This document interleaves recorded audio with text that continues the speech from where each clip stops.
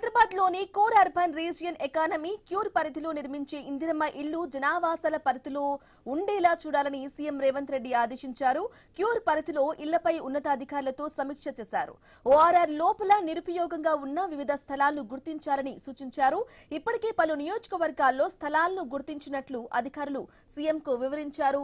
ఇక police, revenue, రవాణా శాఖలకు సంబంధించిన స్థలాలను తీసుకుని ఆయా శాఖలకు వేరే చోట కేటాయించాలని రేవంత్ ఆదేశించారు.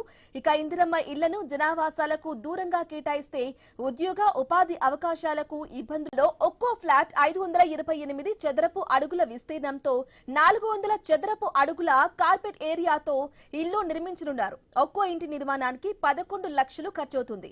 దీనిలో ప్రభుత్వం 5 లక్షల మేర సబ్సిడీని అందించనుంది. మిగిలిన 6 లక్షలు లబ్ధిదారుడి వాటాగా చెల్లించాల్సి ఉంటుంది. భూమికయ్యే ఖర్చు మొత్తం ప్రభుత్వమే భరించనుంది. అయితే తొలి దశలో 17 నియోజకవర్గాల్లో 7,680 ఫ్లాట్లు నిర్మించి ఇచ్చేలా ప్రభుత్వం ప్రణాళికలు సిద్ధం చేస్తోంది.